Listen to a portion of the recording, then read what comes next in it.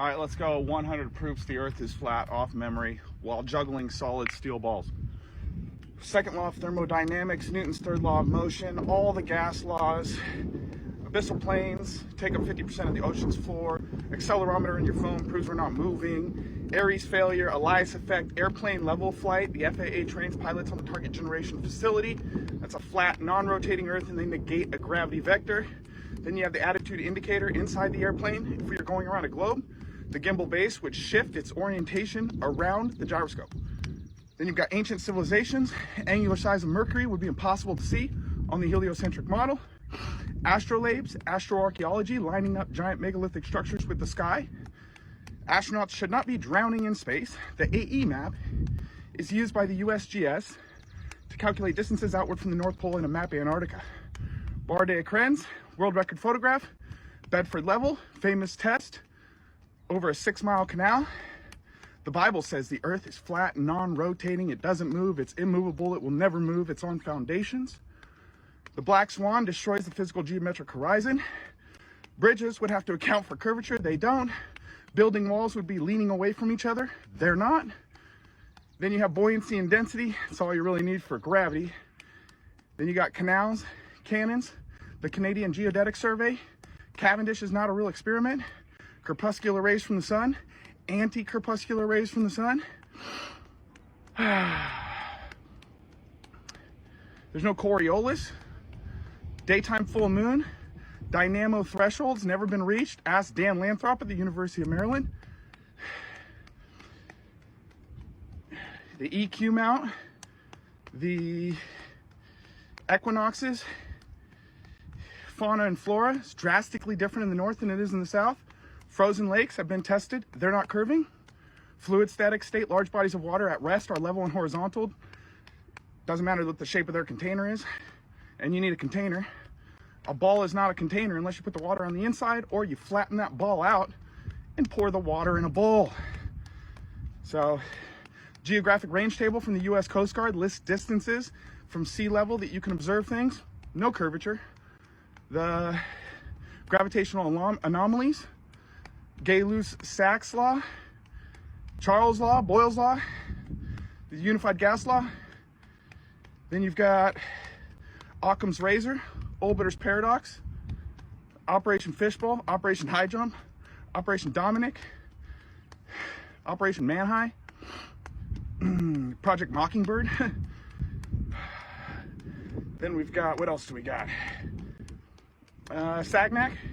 He said that the 15-degree-an-hour shift in the interferometry was due to the vortex of the ether. There's specular highlights. The moon should have one. It does not. Specular reflections. Large bodies of water have specular reflections. That only happens on a flat surface, free of bends, curves, or irregularities. Synonyms are plumb, flush, smooth, flat as a pancake. Then you've got telemetry data that NASA's losing. All the pictures of the globe are CGI with Photoshop clouds.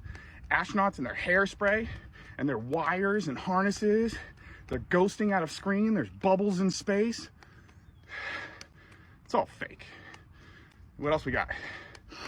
Permaculture, planispheres, ephemerides, quantum locking, railguns, railroads, the Earth's the Tesla coil, what's it called? Sonoluminescence, U-2 spy planes, vectors and all the space logos. Whales can communicate 4,000 miles apart. Guillermo Marconi sent a 2,000-mile radar transmission or microwave transmission across the Atlantic. Famous explorers like Captain Cook, Picard, all those people. And the UV light index shows that the sun is small and local. Green flash shows that the sun is above the horizon when it sets. And that's about all I got for you today, guys.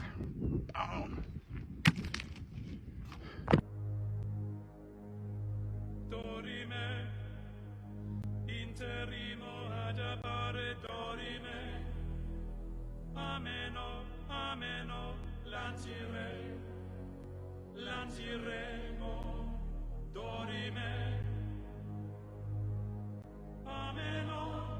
Guys, can we talk about Tartaria for a minute? And also 10 things I hate about you. Yeah, I'll get to that in a minute. It's basically a conspiracy theory about architecture that just seems like out of place. That there's a lost civilization hiding in plain sight, based on crazy buildings that make no sense based on our timeline. Like, who built these buildings and why? And why can't we build anything like this right now? It's strange, right? Now back to 10 things I hate about you. That's kind of why I'm here. I know it's a strange movie to bring up in a subject about Tartaria, but look, the setting of this movie is Tacoma, Washington, and this high school rom-com takes place in a school that resembles a castle. And I mean like a legitimate castle, like on the water. Did your high school look like this? No, I know it didn't because nobody's did. Now the story behind Stadium High School, it was built in 1891 to be a luxury hotel. Now mind you that Tacoma, Washington was established in 1875 and there was only about 30,000 people back in 1890. So they decided this place needed a luxury hotel. But after a stock market crash, it was unfeasible to finish this thing. And then there was a fire inside of it, and almost all the building materials were left inside and burned up. So instead of them eventually fixing this place up, creating a luxury hotel when the economy improved, they decided to sell to the Tacoma School District. So the economy was so bad that they could no longer finish this hotel, but the school district in Tacoma had enough money to buy this place and convert it into a high school? Do you guys believe that? I'm sorry, that makes no sense to me. I had to work a lot to understand the system, understand engineering, and understand how the capital works and the suit works and what's waiting up there. Felix, we're going to have fun on this one.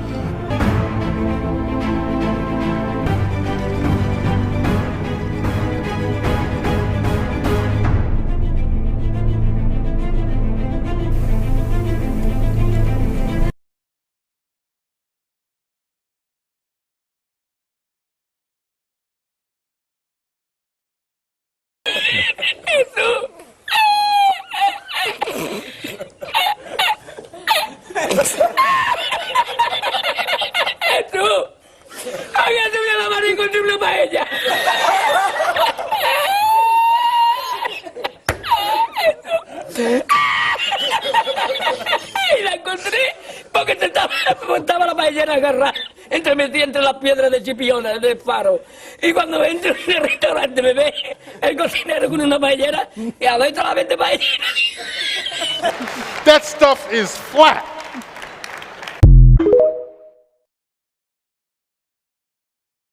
You were probably taught that hurricanes in the northern hemisphere travel counterclockwise due to the Coriolis effect, and clockwise in the southern hemisphere due to this exact same effect. It seems logical until you start looking at what else is going on in the world and find out that hurricanes aren't the only thing spinning. We also have water currents that are spinning around. The problem is they're spinning clockwise in the north and counterclockwise in the south, which is the opposite of the hurricanes. And when you go to Google to find out why it is that the hurricanes rotate, they will give you that same answer we've all seen, that it's the Coriolis effect causing things in the north to curve to the right. And when you go to look at the explanation for ocean currents, it tells you that they rotate clockwise in the north. Well, if it's pushing both the water and the water in the air, why is it choosing to rotate one body of water one way and another body of water the completely opposite direction? Well, it's because it's not a rotating globe selecting these motions. It's very simple things that we've read about in biblical text. The book of Enoch, for example, tells us that when he was given his tour of the biblical earth, that there is water coming in from the west when you go further south. So from the ends of the earth, there's large rivers out there and large mountains, and that water is pouring in from the west. That's why we see these water currents in the south going from the west to the east, and they are flowing until they run into continents, and that path is directed and their flow continues, and it makes these perfect figure eight types of shapes, bringing cold water towards the warmer areas and that warmer water towards the colder areas, and it's going to cycle perfectly. That's how you get the water rotations. When it comes to the winds that were also mentioned in the Bible as the four winds, these things are caused by portals in the heavens that Enoch also saw, and they reveal why it is we have the fastest winds in the south. because those portals in the heavens are stationed near the ends of the earth. It's why hurricanes cannot travel too close to the South Pole. They're thousands of miles away at their closest, but only 600 miles or so away at the North Pole. Major differences because the North is not like the South, and the world is not like we've been told.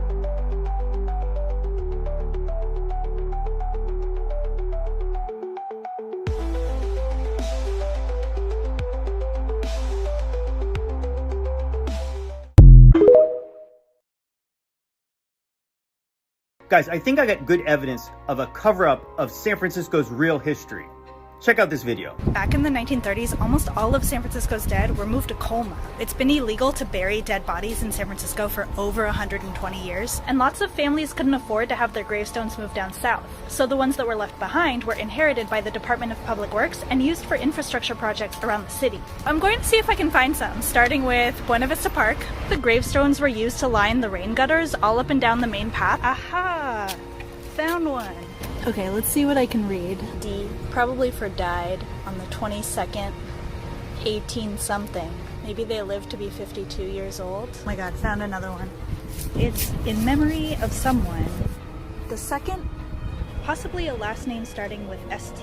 I'm gonna head to the Wave Organ next. It's a beautiful interactive water sculpture sponsored by the Exploratorium. And it's made with PVC pipe and stone from Laurel Hill Cemetery. Pretty cool shapes. Keep an eye out for gravestones in other parts of the city, especially along the shoreline. Wow, how crazy disrespectful is it that they literally took people's headstones and mausoleums and turned them into gutters and bulkheads? Yikes! Now, why would they do this? I'll get to that. First, a little history about the city of San Francisco. Well, it was discovered by the Spanish in 1776, we're told.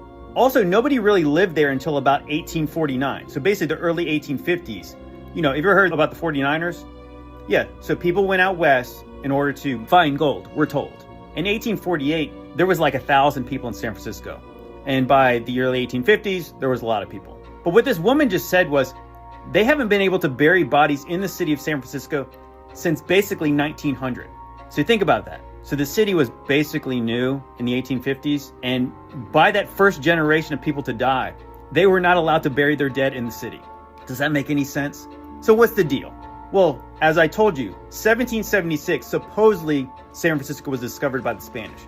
But it appears on older maps, all the way back to the 1500s. And many maps in between mention either S Francisco or San Francisco.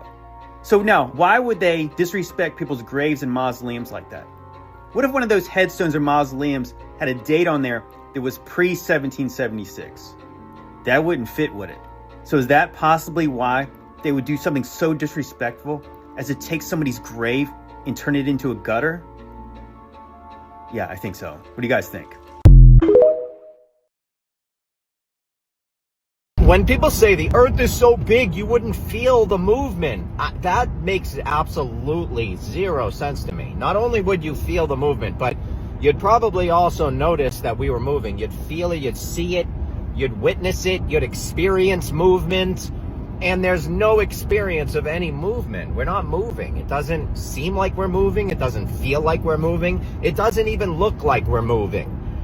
If you take a video of star trails above our heads, if you go out and you film the stars at night, they go around in a circle. Now, I understand that every sphere has a circumference. Spheres also have a circumference. However, just because something has a circumference doesn't mean it's a sphere. It could also just be a circle, and a circle is flat and two-dimensional. So the stars above us circle around us, which is why the North Star is always in the same position, which is also kind of explains why you can't see the North Star from Australia, because Australia is way, way, way on the outside. And you can't see that far. It's based on perspective and vision. We have been fooled because our eyes are only capable of seeing so far. Most people don't know that when you're at the beach and you look all the way to your horizon, which is when your ceiling meets the ground, when they come together, that's as far as your eyes can see. Most people do not realize that's only 3 miles away. It's not 30 miles, it's not 100 miles, it's 3 miles. And that's as far as you can see. We have been manipulated based on our eyes and what our eyes are capable of doing. This is why no matter how high up you go, you always see a flat and level horizon. Because it's level and flat. It's not spinning and twirling in a big giant ball. Have you ever been in the carnival ride where it spins about 40 miles an hour and you get plastered to the wall and stuck there? And that's 40 miles an hour, 40, 45 miles an hour. That's nothing. So at very low speeds, you get stuck to a wall. You really don't think we would feel it?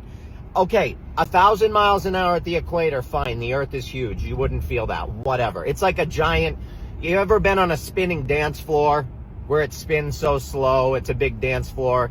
You can feel that, but whatever. We'll say, just for shits and giggles, that you can't feel the 1,000 mile an hour rotation because of the size of the Earth. Fine. Okay, I'll give you that one. But what about the 67,000 miles an hour that it's spinning around the sun?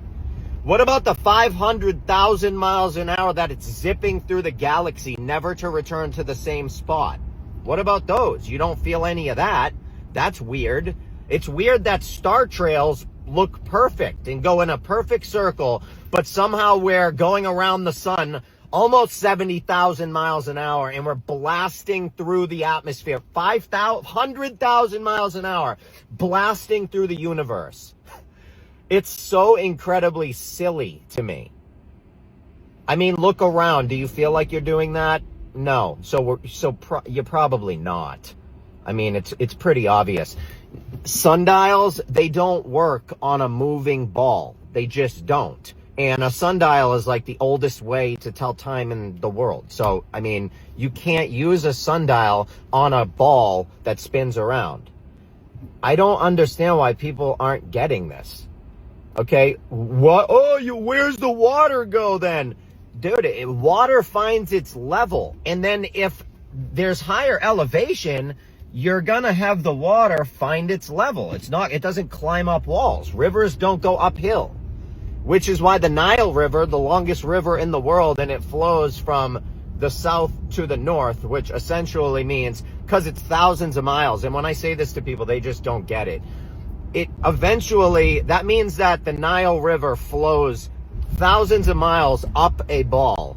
And when people say, oh, you don't get the difference between north and south, north isn't up. It is, though. If you're talking about a river expanding thousands and thousands of miles from south to north, that is going up. At some point or another, there should be a curvature and that water should have to go up and around the curve.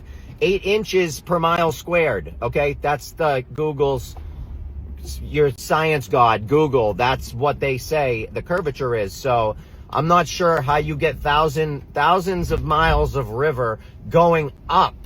I don't know how that happens because I've never seen that happen. I don't think anyone has ever seen water flow uphill. But, you know, this is the world we live in. It's upside down land. Then you got knuckleheads like this guy making fun of people like me. But instead of like disputing anything that I say, he just repeats scientific mumbo jumbo nonsense and then makes fun of me, like, and other people like me. That's not... I don't know what you're doing. You're not proving anything. You're just spouting nonsense and making fun of me. All you're doing is judging me, and you're parroting information that I already know and have debunked in all of the books that I've written. All debunked. Your science is nonsense. Gravity, total bullshit. Knock it off. Science Dan. Okay, Science Dan. What a joke. People like that are pathetic and kind of make me nauseous. I love you all. This is just my opinion, though. I thought I was allowed to have one. If gravity is real, why do helium balloons go up instead of down? They tell us gravity pulls everything toward the center of the Earth. But if that's true, why do balloons, smoke, and even bubbles in water rise? They say gravity is a fundamental force. But here's something crazy. It's never been directly measured. Gravity is supposed to be a force that makes mass attract mass. But have you ever seen a large object pull a smaller one toward it? Scientists have tried to prove it, but every test fails. Instead, what we actually observe is density and buoyancy at work. Objects don't fall because of some invisible force. They fall because they are denser than the air around them. A rock sinks in water because it's heavier than water. A balloon rises because it's lighter than air. No magic force needed. NASA says astronauts float because of zero gravity. But why do they train underwater, and why do some space videos show bubbles? Still think gravity is real? Let's question everything. Follow for more. This is for entertainment purposes. It's my belief that the Admiral Byrd diary, that's the PSYOP. It's the PSYOP to say all the crazy stuff that he said in that diary, or supposedly said. Because what he said on TV was not insane. Strangely enough, there's left in the world today an area as big as the United States that's never been seen by a human being. And that's beyond the pole on the other side of the South Pole. That is a really weird statement that he said. For young explorers, what do you think? Is there more to explore? And when he said that, it was like, that's a little weird. That's a little sus. So just think about that on the globe model. What do you mean that beyond the South Pole, there's a land that's unexplored? Couldn't you just go from the other side of the globe and get to that part? The way he describes it, it sounds like you have to get to the South Pole and then you have to go past. But if on a globe model, you would always be on that other side. If you could get to the South Pole, you could get to all around it. Have you seen what it says at the South Pole? Have you seen it? The pole, yes, but under very different circumstances from those expected. So, and then the next text to it says, so we arrived and were able to plant our flag at the geographical South Pole. Why are there these awkwardly suspicious quotes and then just this compass? It's so suspicious.